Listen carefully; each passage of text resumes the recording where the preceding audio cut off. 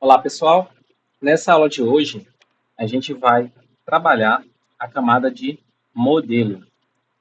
Então, como roteiro, para essa aula, nós temos como apresentar e implementar o modelo de dados da aplicação, especificar os tipos de dados do nosso modelo, aplicar o modelo de dados na infraestrutura do Django, e para isso a gente vai usar dois comandos, make migrations, migrate. E para a gente dar prosseguimento na nossa primeira etapa, né, que é apresentar o modelo e implementar, antes de apresentar, eu vou falar um pouco sobre o que é um modelo. Então, o modelo ele representa um conjunto de classes e relacionamentos, como o que eu trago aqui. Então, cada classe do modelo, cada entidade dessa é uma classe do modelo. Cada uma dessas classes vai representar uma tabela no banco de dados. Cada atributo dessa classe representa uma coluna do banco de dados. Esses relacionamentos, eles geram chaves estrangeiras. Cada um desses relacionamentos aqui geram chaves estrangeiras. Chave estrangeira é uma coluna que é transmitida de uma tabela para outra para que a gente possa identificar que há uma relação ali. Vou citar alguns exemplos dentro desse modelo. Esse é o modelo de consultas de uma clínica. Então, nós temos uma classe médico, que é quem atende às consultas. Então, essa relação de atender, ela tem um grau. E esse grau, ele é medido por uma relação do tipo 1 para n. E como é que eu faço a leitura dessa relação 1 para n? Da seguinte forma. Um médico em específico, ele atende n consultas, porque o médico pode fazer várias consultas. Agora, uma consulta em específico, que foi realizada hoje, às 23 horas e 06 minutos, na sala 8, por exemplo, ou consultório 8, é atendida por apenas um médico. Então, o médico atende várias consultas, mas a consulta só pode ser atendida por um único médico. E aí nós temos o seguinte, nós temos uma relação. Essa relação gera uma chave estrangeira. Essa chave estrangeira, que é uma coluna, ela sempre vai para a tabela ou classe que está do lado do N. No caso, a chave primária do médico vem para a consulta como chave estrangeira. Então, aqui nós temos o médico. Esse médico aqui é o identificador da classe médico. É o identificador da entidade médico. O mesmo acontece aqui entre paciente e consulta. Então, o paciente ele é atendido na consulta. Então, o paciente ele pode ser atendido em quantas consultas? Em várias. Agora, uma consulta em específico só pode ter um único paciente. Então, uma nova relação, uma outra chave estrangeira sendo gerada, e essa chave estrangeira sempre vai para a entidade que está do lado do N. Então, consultas vai receber o identificador do paciente. No caso, a chave estrangeira do paciente. Essa chave estrangeira sempre vai ser uma chave primária. Então, Aqui em paciente nós temos o identificador do paciente e esse identificador é a chave primária. É o que diferencia um paciente de outro paciente. Sabemos que o nome ele pode se repetir. Então não posso usar o nome. Ah, eu poderia usar o CPF. Posso, provisoriamente. Mas e se no futuro o governo deixar de usar esse campo de identificação? Aí eu vou ter que reformular toda a minha aplicação. Então, nesse caso, sugere-se que a gente use um identificador em cada uma das entidades ou classes. Tá? Então, esse identificador aqui, a gente chama ele de chave primária artificial. Essa chave primária artificial é um identificador que a gente cria para desvincular qualquer relação daquele dado com algum fator externo. Vou citar um exemplo completamente diferente, só para que vocês possam estar entendendo. Um automóvel. No Brasil, nós temos uma placa de trânsito. Essa placa de trânsito identifica aquele automóvel. A gente viu no Brasil que houve uma mudança de placas para as placas do Mercosul. Então, todo o sistema que trabalhava com uma chave primária do tipo placa teve que ser reformulado para aquele novo modelo de placa. Então, o que eu estou querendo dizer aqui para vocês é: não é interessante criarmos chaves primárias com identificadores naturais das entidades. No caso, o paciente pode ter um CPF, o médico pode ter um CPF, ou pode ser um CRM, e se, porventura, o conselho mudar essa identificação. Então, o melhor é a gente fazer essas chaves artificiais, essas chaves primárias artificiais. Então, que são aqui os identificadores, que são as nossas chaves primárias que identificam cada classe.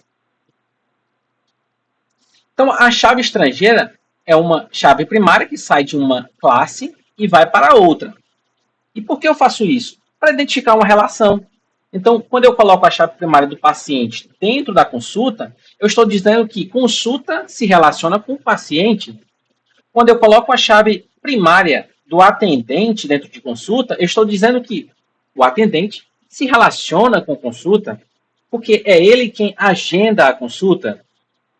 Quando eu coloco que o médico, ele atende uma consulta, eu vou gerar essa chave estrangeira para que eu possa saber quem foi o médico que atendeu aquela consulta. Então, aqui nesse modelo, nós temos classes e nós temos também relacionamentos. Aqui nós temos um outro relacionamento um pouco diferente, que é um relacionamento do tipo muitos para muitos. Quando nós temos uma relação um para muitos, a chave vai para a classe que está do lado do muitos. No caso, nessas três relações aqui, a chave de todas as classes vai ser jogada dentro de consultas. Mas aqui a gente tem um outro tipo de relação. Muitos para muitos. Eu coloquei o identificador aqui dentro de consultas, ó, sintomas, mas, na verdade, o que é que vai acontecer? A chave dessa relação não vem para consultas. A chave dessa relação vai para uma nova tabela que vai ser gerada. Essa tabela que vai ser gerada, ela vai ser uma tabela que vai interligar consultas e sintomas. Porque se eu colocasse somente uma coluna aqui para receber a informação do sintoma, eu só conseguiria colocar um único sintoma. Mas a relação estabelece que a gente pode ter vários sintomas dentro de uma consulta. Então, eu não conseguiria, com apenas uma coluna identificadora, mesmo que ela fosse chave estrangeira, receber vários sintomas. Só que eu coloquei aqui porque dentro do Django a gente pode usar um recurso chamado many-to-many para identificar que esse atributo aqui ele é um atributo multivalorado. Ele possui vários valores, mas a informação dos valores dos sintomas não vai ser armazenado aqui. Vai ser armazenado nessa tabela intermediária que a gente não está enxergando aqui. Mas eu vou mostrar no banco de dados a tabela gerada quando nós implementarmos esse modelo, tá? Então, aqui nós temos um modelo de dados, que é o modelo de dados da nossa aplicação. Aqui nós temos a arquitetura do Django. E nessa arquitetura nós temos uma camada de modelo. E até então, nós trabalhamos apenas até a camada de visualização. Nos nossos exemplos, nós não descemos para essa camada. Por quê? Porque nós não tínhamos uma camada de modelo. E é justamente o objetivo da aula de hoje nós implementarmos nossa camada de modelo, nossos modelos dentro da nossa aplicação Django.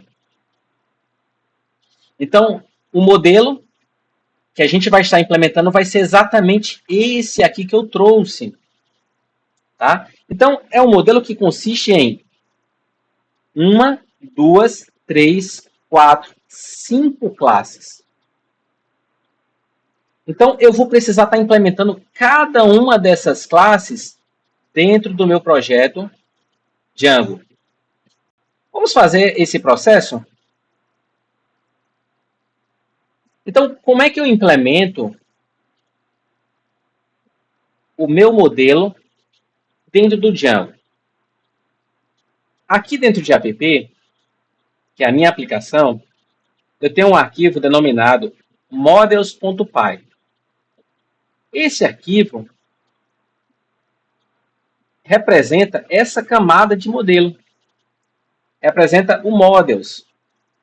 Então, esse models aqui é esse arquivo models.py. Vou abrir ele. E aqui eu vou precisar implementar cada uma dessas classes que estão apresentadas aqui nesse diagrama. Eu posso começar por paciente. Observem que eu usei aqui atributos semelhantes em paciente, médico e atendente. O que vai mudar de um para o outro é que, no caso do médico, eu vou ter uma especialidade, um usuário e uma senha. E o que diferencia o paciente do atendente é apenas as colunas de usuário e senha. Eu coloquei dessa forma para a gente facilitar, né, o nosso processo de implementação. Então, eu vou copiar algumas informações ao longo do processo para adiantar a nossa aula, para não deixar a aula ainda mais longa. Então, para eu implementar cada uma dessas classes no meu arquivo de models, eu vou escrever aqui no arquivo, né, a minha primeira classe, class, e aí eu vou dar o nome da minha classe, paciente.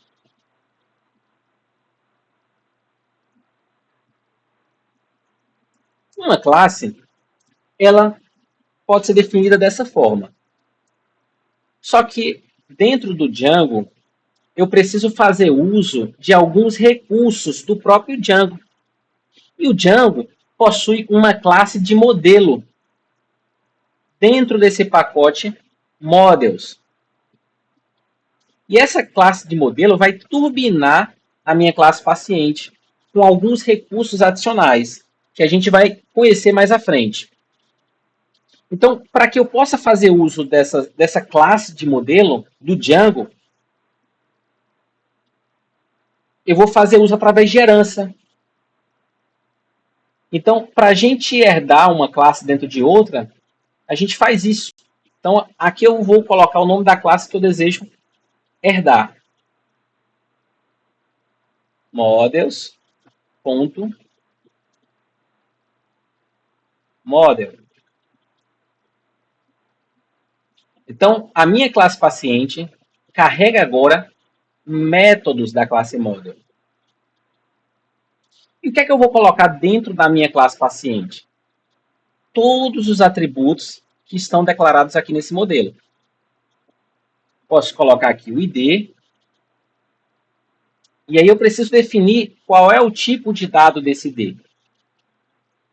Eu trouxe aqui um arquivo PDF para orientar a gente em relação aos tipos de dados que o Django trabalha.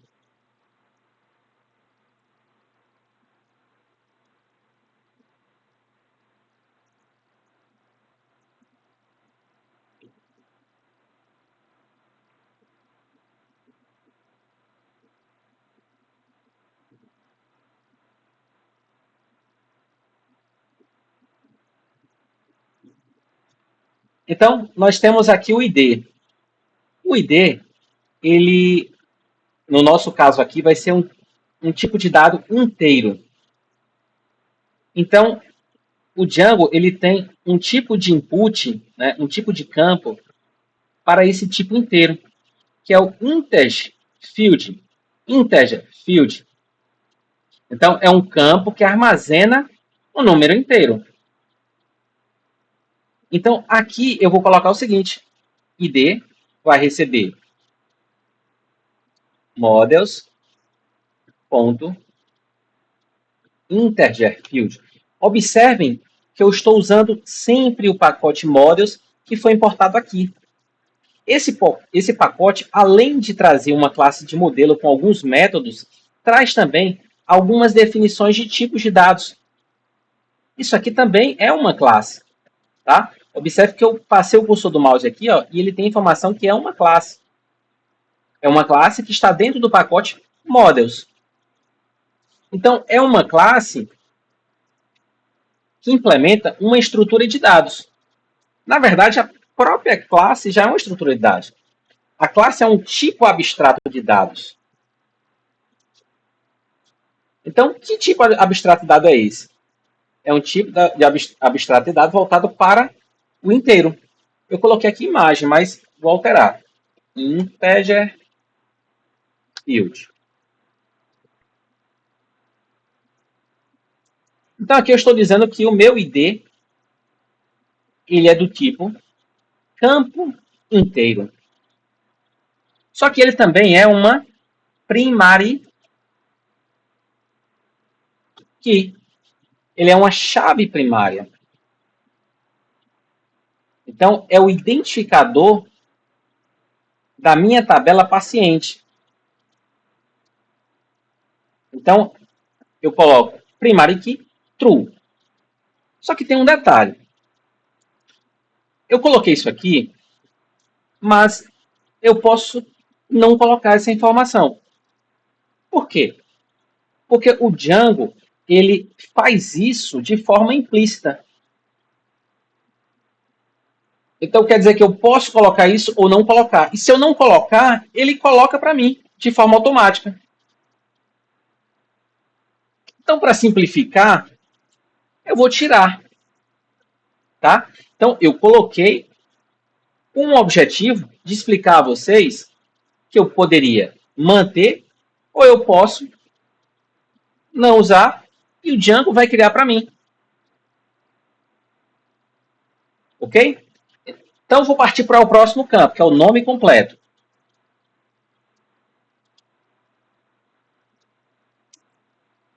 Eu preciso olhar aqui nesse catálogo qual o campo mais apropriado para o nome completo. Então, eu tenho aqui, ó, char field, text field, email field, integer field, float field. Float é um campo para pegar ponto flutuante, né?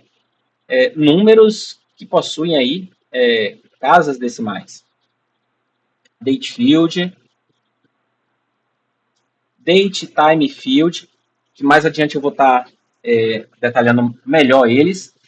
E essas funcionalidades aqui, tá? Esses parâmetros aqui.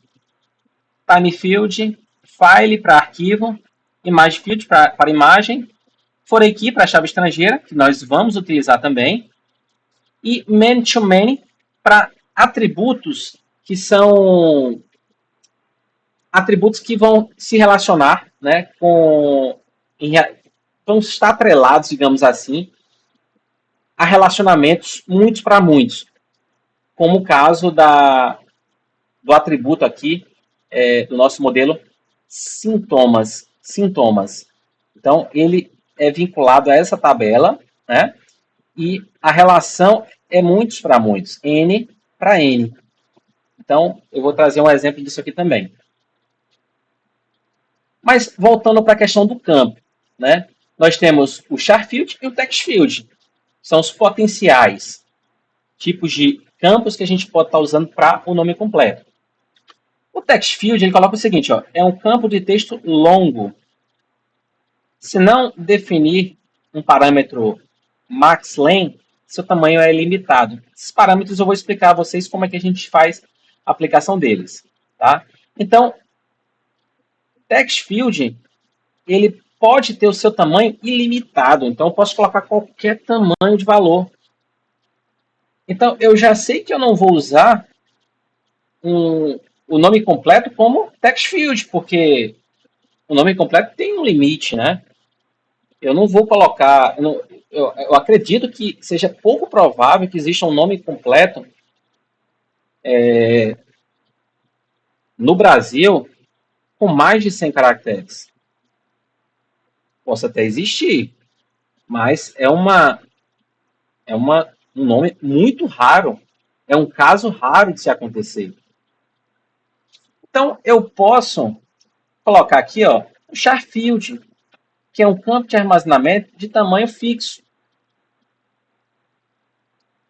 Então, como é que eu faço para que o meu nome completo seja desse tipo? Então, eu vou colocar aqui models, mesmo pacote, que é o pacote que foi importado aqui, ponto, char field.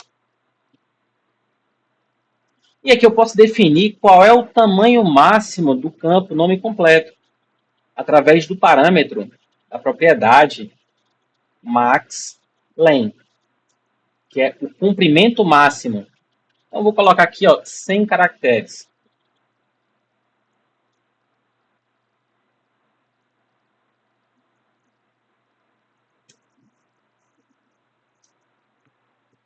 O próximo atributo, deixa eu baixar isso aqui, é o endereço. E o endereço é similar ao nome completo. Ele pode armazenar um número de caracteres maior, mas não tão maior, ao ponto de ser ilimitado. Então, vamos manter o char field só que com um maxlen maior.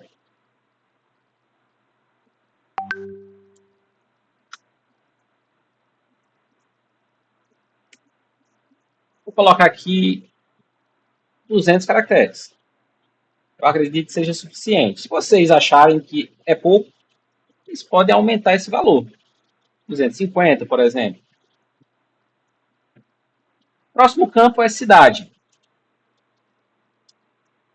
Cidade vai ser também um campo de tamanho fixo, que não é tão grande, similar ao nome completo.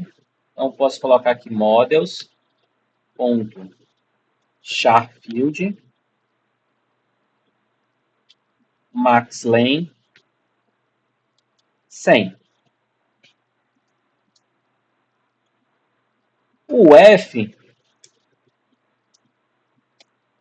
também vai ser o charfield.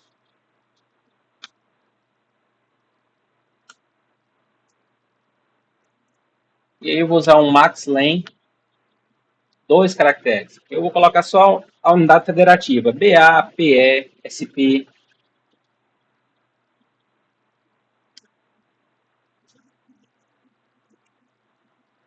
O CEP.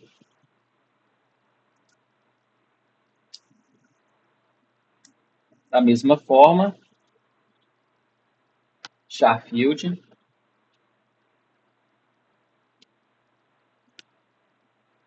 E o CEP, eu posso até fazer uma contagem. Por exemplo, deixa eu colocar o número de CEP aqui.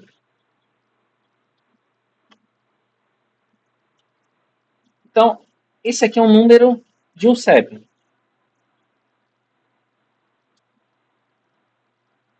Então, posso ver aqui quantos caracteres nós temos aqui. 1, 2, 3, 4, 5, 6, 7, 8, 9 caracteres. Então, posso deixar esse maxlen com 9. Próximo campo, telefone.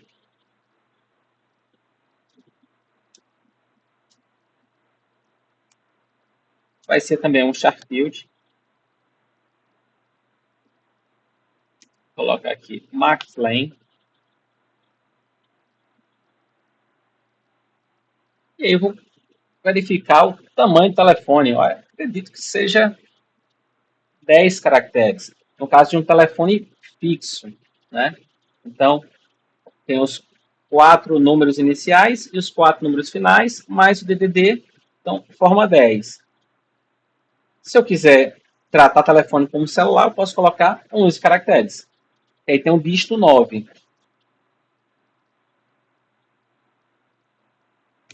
O próximo campo é o e-mail. Só que o campo e-mail, o Django traz aqui para a gente, ó, um e-mail field. Então a gente já pode fazer uso dele.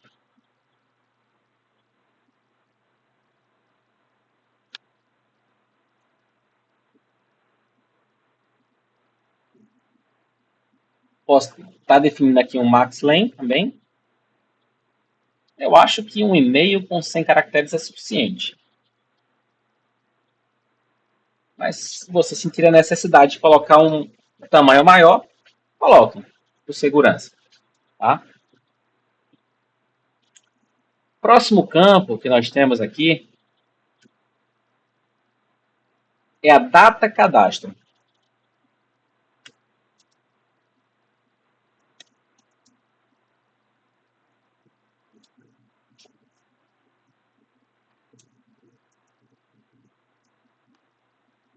E a data cadastro, nós também temos um tipo para data, que é o date field. Então, vamos fazer uso aí do date field.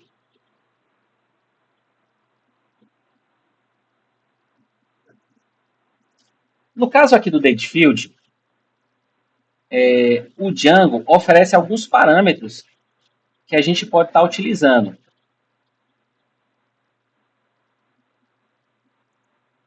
A gente pode estar usando o parâmetro AutoNow ou AutoNowAdd. Aqui eu trago uma definição sobre o que cada um faz. Ó. Se eu definir isso aqui como verdadeiro, o campo será automaticamente configurado para o valor da data atual, apenas na criação do objeto. O que é que eu estou dizendo aqui? Que se eu aplicar essa propriedade como true dentro do dateField, toda vez que eu criar, adicionar um novo paciente, ele vai pegar de forma automática a data do sistema. E se eu usar esse aqui, o que é que acontece?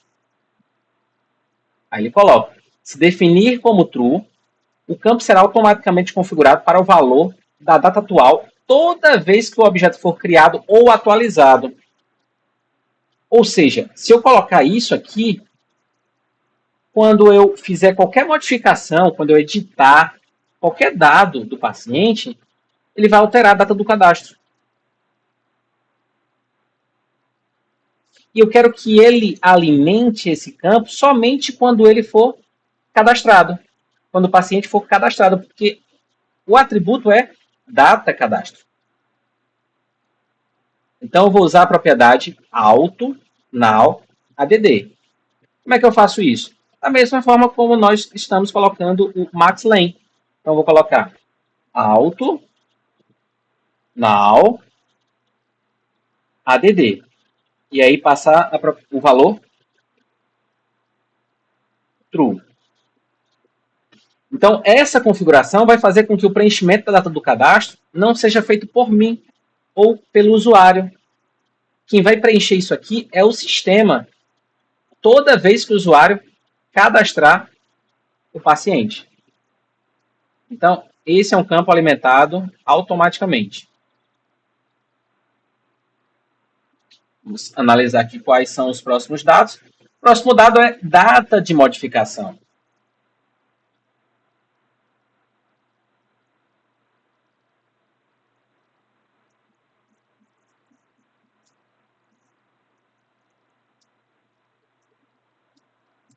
Da mesma forma, vai usar o tipo de campo date field.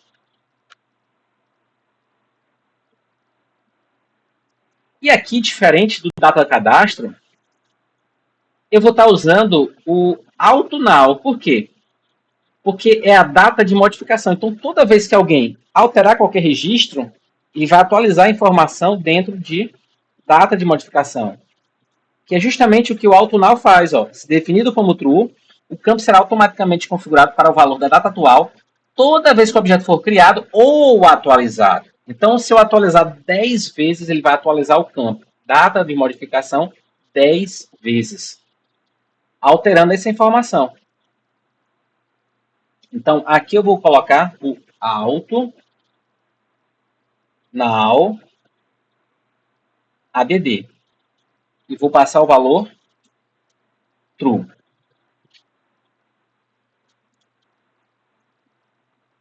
Preenchemos aí todos os requisitos, né, todos os atributos da classe paciente. Como elas seguem um padrão semelhante, eu vou fazer o seguinte: eu vou copiar as informações do paciente,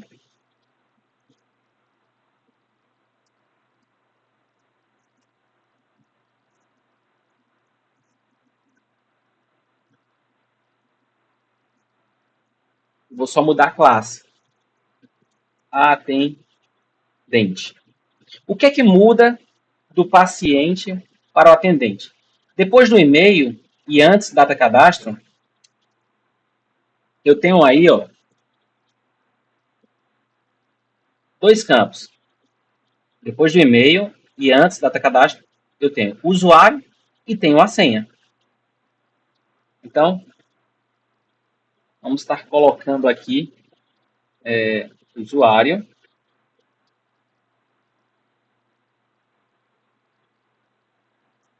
Vai receber models.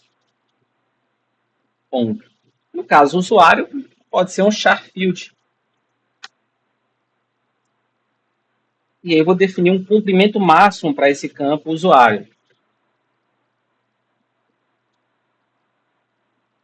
Vou colocar aqui, deixa eu ver, 50 caracteres. No caso da senha, vou usar aqui models. Ponto. Vamos ver se tem alguma coisa relacionada a password. Não tem. Então vamos usar o char field. Mas em relação a essa questão da descaracterização do texto, nós temos uma propriedade que a gente vai estar aplicando para fazer isso mais adiante. Vamos colocar aqui também um maxlen de 50 caracteres. A diferença entre o atendente e o médico é somente que o médico tem um atributo denominado especialidade. Então, eu posso estar copiando aqui o atendente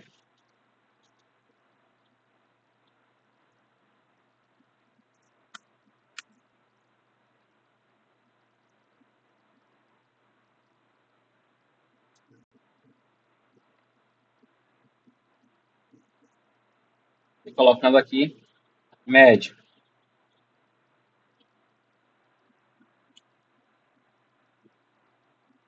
E somente vamos estar definindo aí um atributo especialidade depois de e-mail e antes de usuário.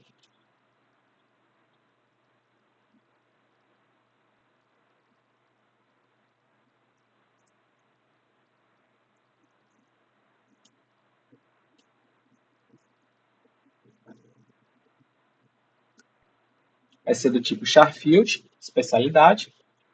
Max-len, vou colocar aqui 200 caracteres, porque eu desconheço os nomes das especialidades. Então, coloco por segurança 200. Feito isso, ó, nós já temos boa parte do nosso modelo pronto. O atendente, o paciente, o médico. Falta apenas sintomas e consultas. Vou colocar como próximo sintomas.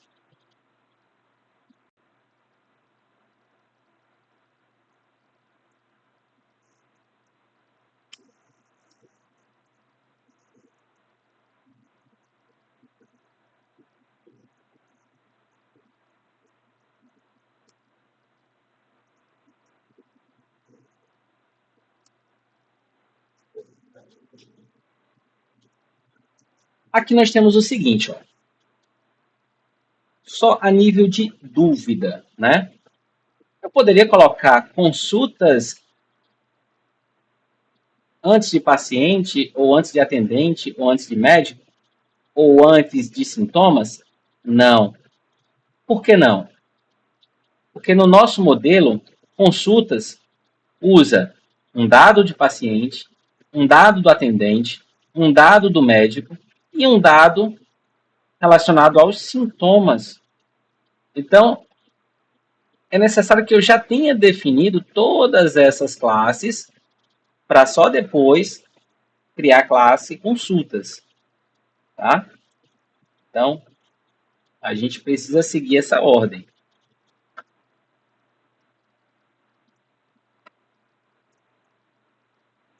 E o que é que nós temos lá em sintomas? Nós temos um ID e uma descrição. Ah, sabemos que o ID, se nós não colocarmos, o Django cria para a gente de forma automática. Então, eu vou criar somente a descrição.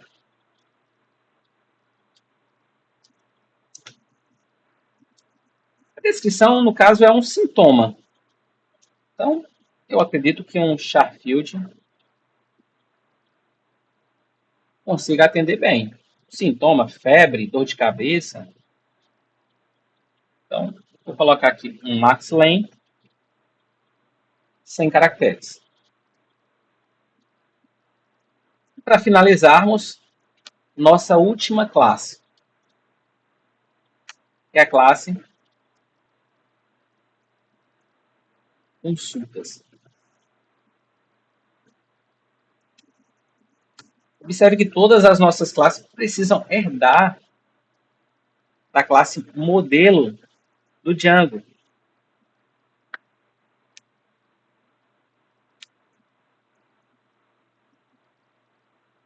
Então, eu não preciso colocar o ID, né? Porque já está implícito no Django.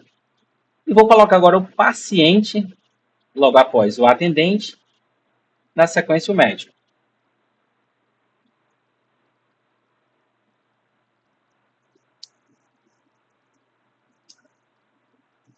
Bom, mas o que seria esse paciente?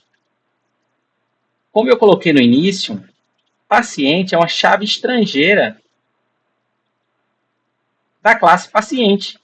Então, origina do identificador do paciente. É como se eu colocasse o identificador do paciente dentro da consulta, para que eu possa identificar quem foi o paciente que foi atendido. Aqui nos campos, nós vimos char field, text field, e-mail inteiro, float, date, time, file, imagem. Nós temos também ó, o foreign key. Esse foreign key é chave estrangeira. É a chave estrangeira, é o campo do tipo chave estrangeira. Então, para a gente fazer uso dele, models.foreign key.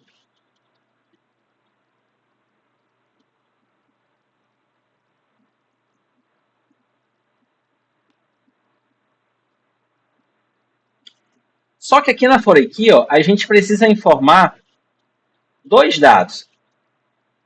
O modelo E a restrição ou a regra de negócio, quando acontecer de o dado que vai estar relacionado, quando ele for apagado. Se ele for apagado, esse dado que está relacionado, o que vai acontecer com aquele dado que está relacionado a ele? Vamos colocar por padrão esse cascade, mas eu vou explicar quais são as outras possibilidades. E o que o cascade faz? Nós já temos uma descrição aqui, mas daqui a pouco a gente vem para cá. Então aqui eu preciso informar o seguinte. O modelo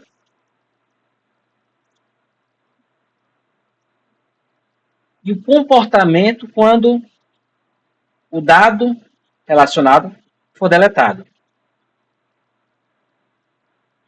Então, o modelo é o seguinte. Paciente. Vou colocar com P minúsculo. Todos os meus atributos são em minúsculo. Tá? Maiúsculo somente as iniciais das classes.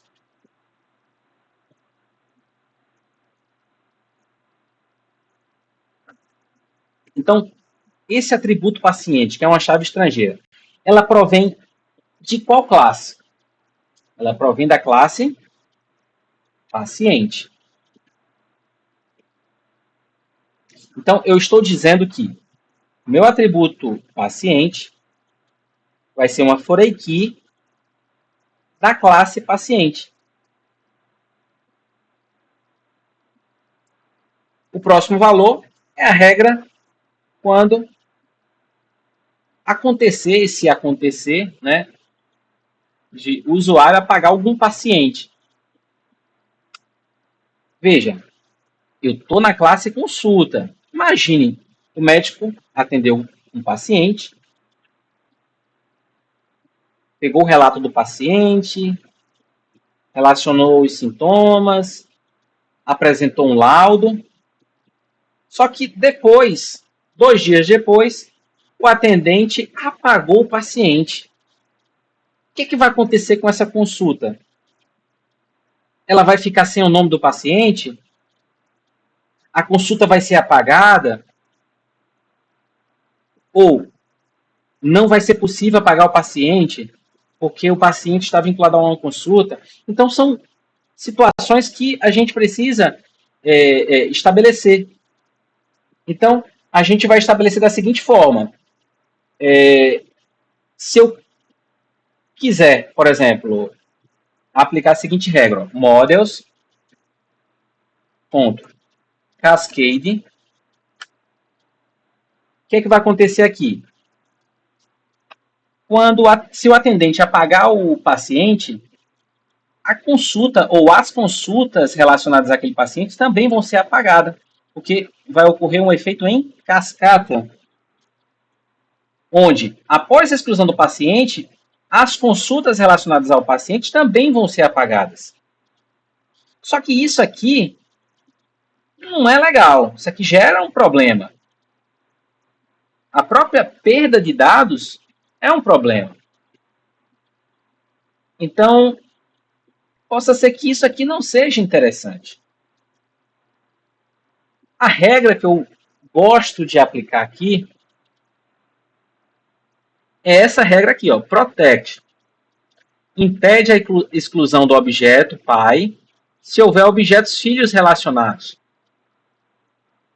Então, se eu colocar aqui, por exemplo, esse valor,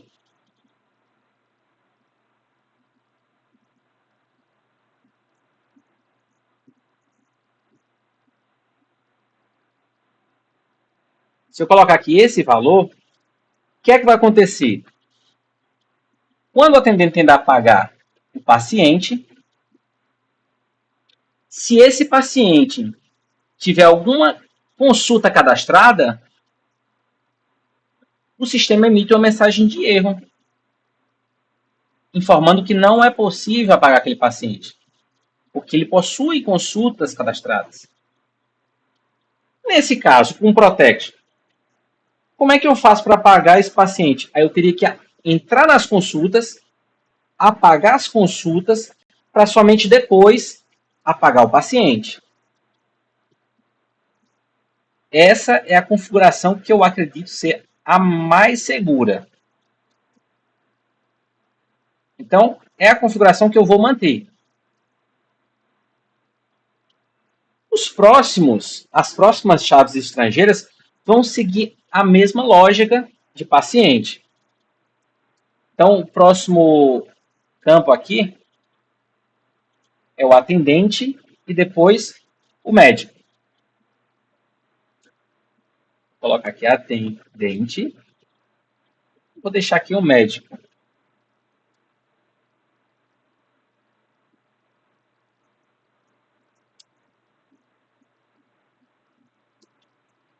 Então, vai ser uma for aqui, uma chave estrangeira. Só que no caso do atendente, é uma chave estrangeira que vem da classe atendente. E a regra de exclusão vai ser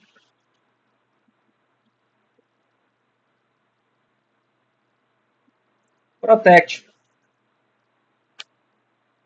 também. Então, vou definir protect para todas as minhas chaves estrangeiras.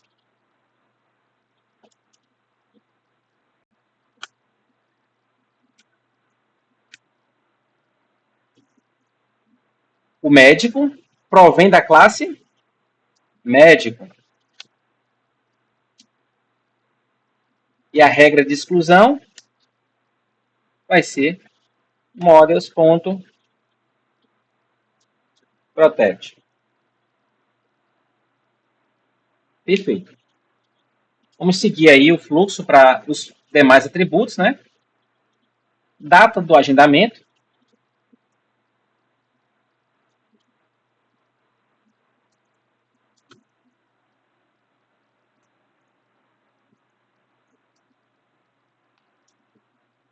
Data do agendamento é do tipo date field. E a data do agendamento, o que é esse atributo? Toda vez que o atendente cadastrar a consulta, ele vai pegar a data do cadastro e vai lançar aqui de forma automática. Então, eu posso estar colocando aqui a mesma propriedade que nós usamos aqui, ó, auto, now, add,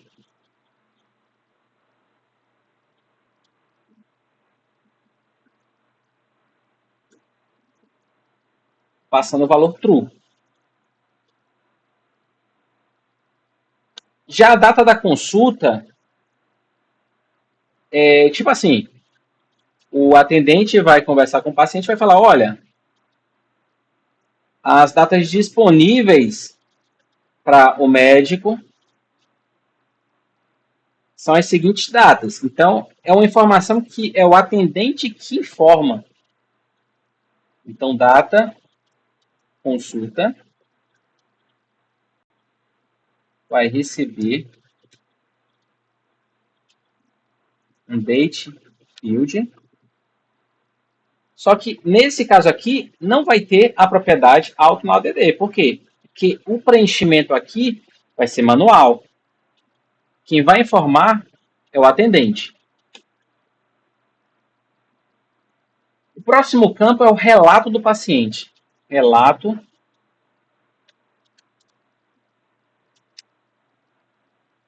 E aqui, nesse campo, o relato ele pode ser extenso. Pode ser um relato grande. Muitas informações. Então, eu posso usar o text field.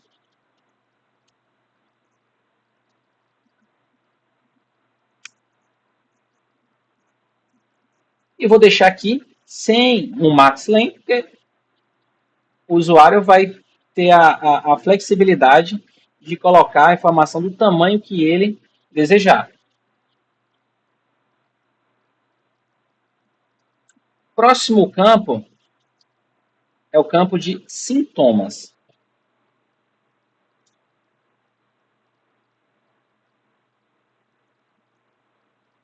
E aqui eu tenho o seguinte, eu tenho um campo multivalorado. Existe um princípio em banco de dados que fala o seguinte, campos multivalorados geram tabelas. Só que é um campo multivalorado de uma relação N para N. Como assim?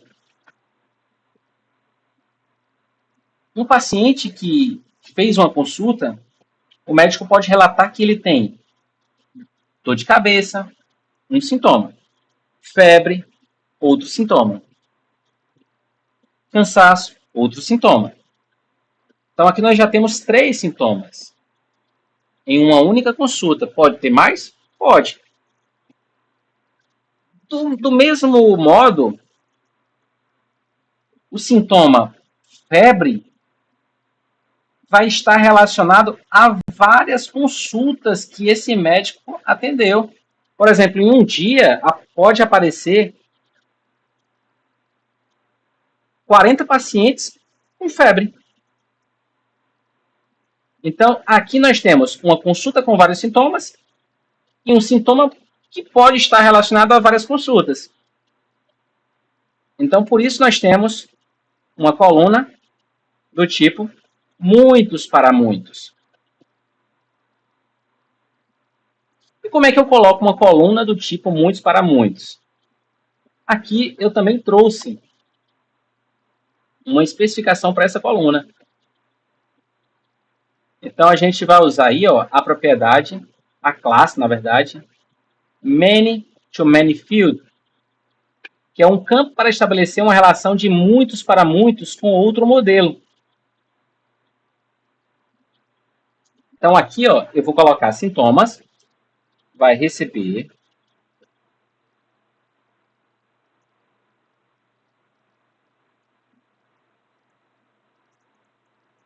many to many field. E aí eu vou dizer essa informação sintomas provém de qual classe? Então, sintomas provém da classe sintomas.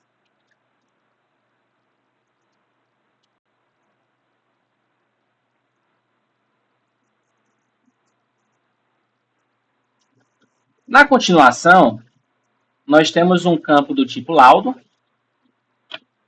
Esse campo do tipo laudo vai ser semelhante ao relato do paciente. Vai ser um campo também que pode ser flexível, né? O médico pode colocar uma informação longa aqui, grande, nesse laudo. Então, nós vamos usar aqui o campo text field. E não vou estabelecer um limite aqui dentro. Temos também um campo medicação.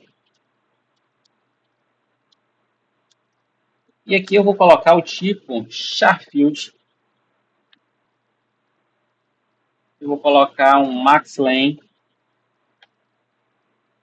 de 100 caracteres, que eu acho que é suficiente. Por fim, né, para finalizarmos nosso modelo, nós temos a data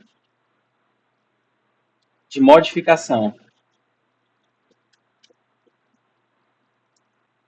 E a data é do tipo date field.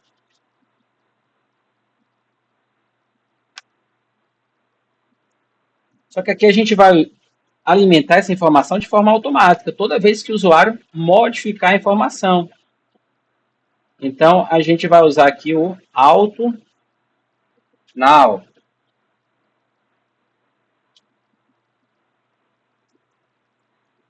Vamos passar o valor true. Então, toda vez que houver qualquer mudança de informação, o usuário alterou aqui o laudo. O médico alterou o laudo. Então, ele já pega essa nova informação e passa para a data de modificação. O médico alterou fez a inclusão de mais alguns sintomas, ou removeu algum sintoma, ele já pega a informação do sistema e já alimenta novamente aqui da modificação. Então vai ser sempre atualizada, né? Toda vez que ocorrer alguma mudança aqui em consulta, esse data modificação ele vai ser alimentado de forma automática. Feito isso, a gente já pode salvar o nosso modelo. Eu trouxe aqui algumas outras propriedades, né? Deixa eu ver onde foi que eu coloquei essas propriedades aqui. Certo. Nós temos aqui também a propriedade help text, que é uma espécie de ajuda. Caso o usuário, por exemplo, vamos supor aqui no médico, o F. Possa ser que alguém fique na dúvida do que é o F. Aí eu posso colocar aqui, por exemplo, um help text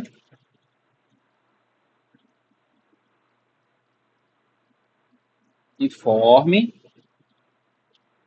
a unidade federativa. Então, campo de ajuda. Então, o usuário vai poder passar o cursor do mouse ali, e ele vai informar, né, o que é aquele campo.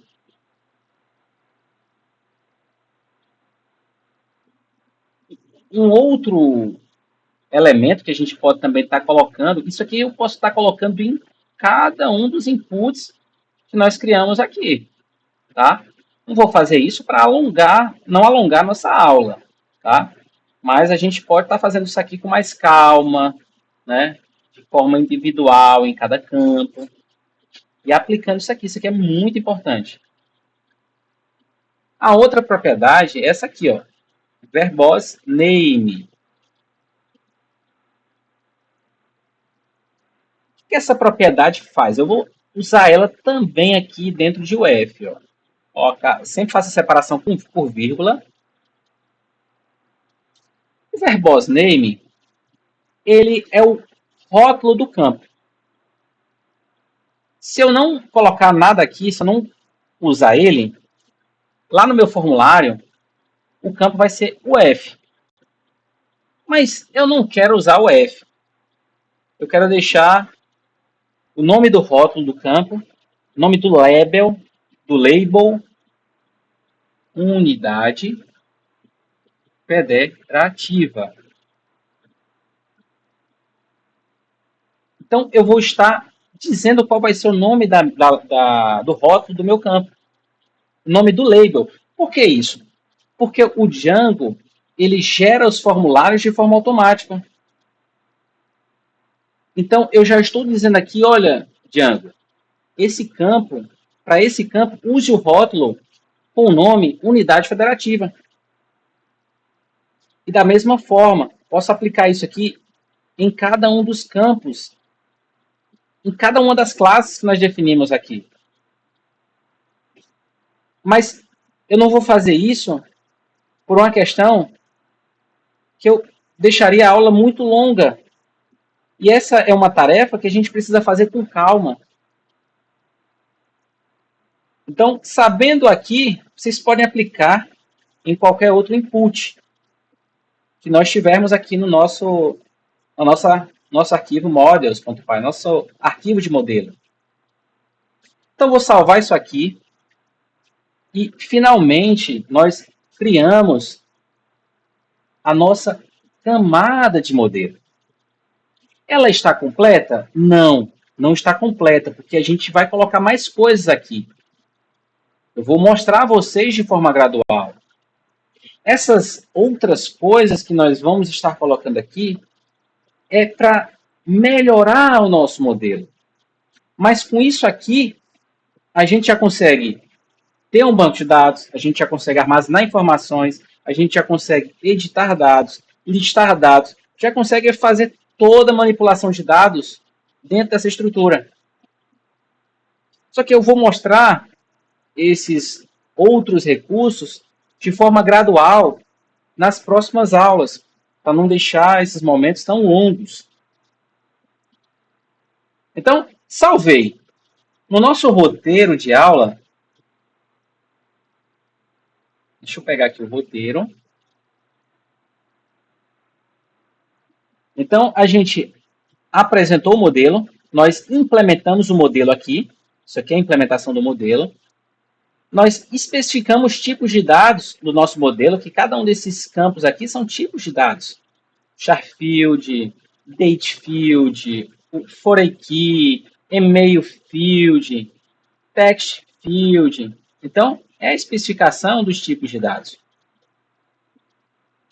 Agora a gente vai fazer o quê? Vamos aplicar o modelo de dados na infraestrutura do Django. O que seria isso? Fazer com que esses modelos virem, de fato, tabelas no banco de dados. Então, a gente precisa executar dois comandos para que isso de fato aconteça. O primeiro deles é o make migration. Eu trouxe uma descrição aqui para facilitar o entendimento de vocês. Ó. Então, quando você executa o make migration, o Django compara o estado atual do seu modelo de dados com a versão anterior e cria um arquivo de migração que descreve as alterações necessárias para atualizar o esquema de banco de dados. Basicamente, o que é que ele está dizendo aqui? Quando eu uso o make migration, ele vai analisar esse modelo que eu estou criando aqui com o modelo que o Django já tem, se o Django tiver. E aí ele compara e analisa o que é que vai ser alterado. Então, basicamente, o Make Migration faz isso. Ele cria um arquivo com essa análise de comparação para ver o que vai ser acrescentado e o que vai ser removido da nossa camada de modelo. E como é que eu executo esse comando Make Migration? No nosso terminal, dentro do nosso ambiente virtual. Então, vocês vão clicar aqui em Python, vão acessar aqui o terminal do ambiente virtual da Venv.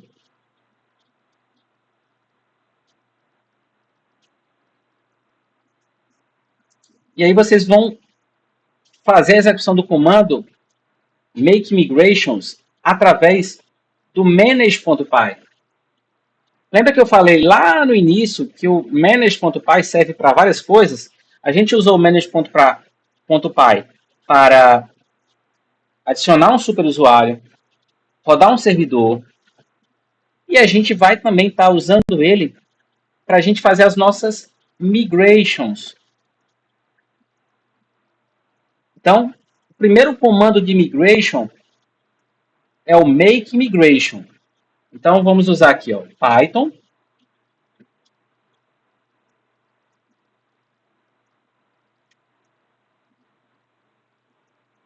Manage.py, porque eu já estou dentro da pasta do projeto, clínica. E aqui eu vou colocar, ó, make migrations. Vamos executar. E aí ele criou, ó, um arquivo de migration, que é esse arquivo aqui, ó. Ele está na pasta migration dentro de app. Aqui no diretório, dentro de app, ele criou um diretório aqui, ó, com algumas informações de migration. Com essa migration aqui, ó. 003 inicial. Se a gente abrir ela, tem uma série de informações aí sobre o que é que nós criamos nessa migration. Então, ele está falando aqui, ó, criar o modelo médico, criar o modelo atendente. Isso aqui ele faz de forma automatizada. Se tivesse alguma remoção, ele já colocava também essa remoção.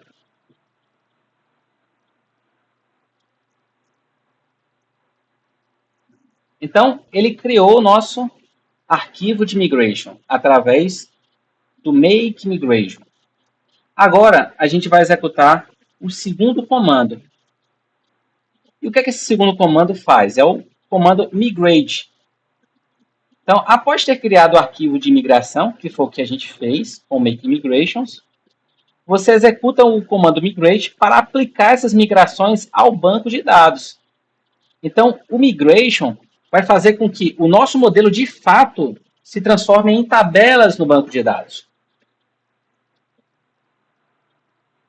Vamos fazer isso?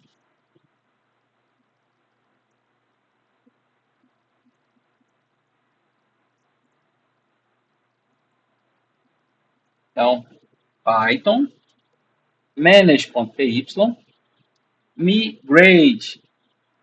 Veja que o manage.py novamente é usado aqui para a execução desse comando de migrate.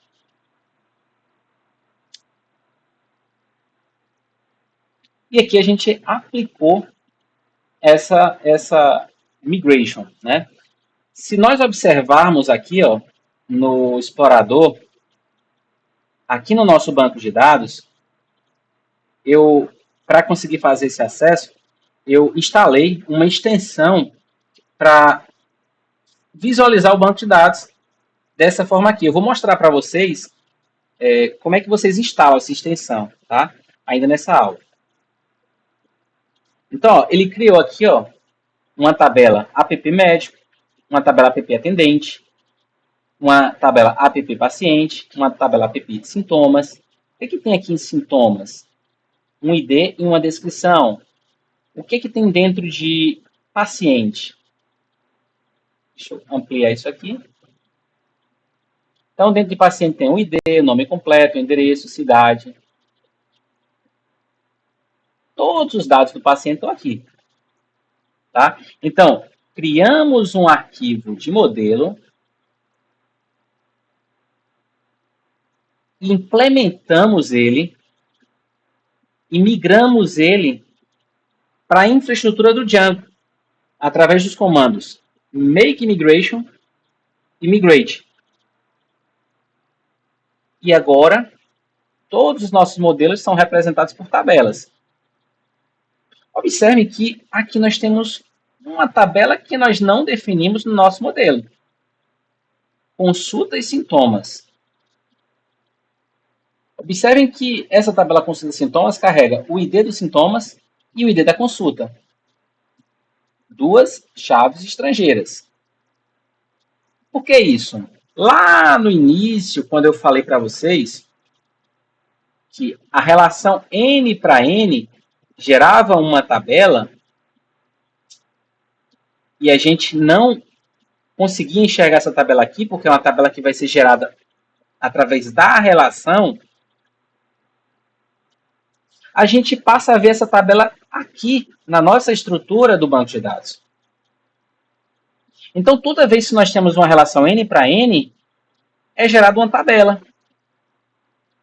E no caso dessa relação, as chaves estrangeiras vão todas elas para a tabela gerada. Então, eu tenho aqui, ó, a chave estrangeira de consulta e a chave estrangeira de sintomas. Vamos lá em consulta e vamos analisar as chaves estrangeiras de consultas. Ó. O ID, data de agendamento, data da consulta, relato do paciente, laudo, modificação, data da modificação. Opa! Aqui nós temos o atendente ID, que é uma chave estrangeira do atendente, o médico ID, que é a chave estrangeira do médico, e o paciente ID, que é a chave estrangeira do paciente. E cadê a chave da consulta? Ou melhor, a chave dos sintomas? Não fica aqui. Fica dentro dessa tabela gerada. Tá? A gente especifica dentro do modelo. Deixa eu ver aqui. Cadê consultas? Aqui. A gente especifica o atributo em consulta, mas para dizer que vai ser um atributo multivalorado proveniente de uma relação muitos para muitos. Então, por ser proveniente de uma relação muitos para muitos, ele vai para a tabela que vai ser gerada. Ok? Em relação à extensão, né, que a gente usou aqui para visualizar o banco dessa forma, vocês vão vir aqui em extensão, extensões.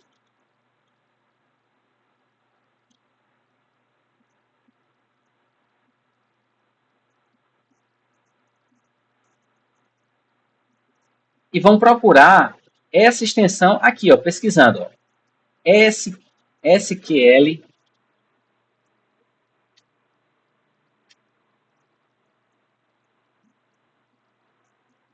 SQLite e essa SQLite View. Então vocês vão clicar nela e vão instalar essa extensão. Sem essa extensão, vocês não conseguem visualizar o banco de dados como eu visualizei aqui. Essa visualização é através da extensão SQLite. Então, observem, a IDE que nós estamos usando aqui, ela integra muitas coisas. Ela integra a parte do servidor, integra a parte do código, integra a parte do banco de dados. Então, eu não preciso sair daqui e ir para outras ferramentas para ver a informação do meu projeto. Então, eu consigo fazer tudo dentro de uma única tela. Por isso que é um ambiente integrado de desenvolvimento.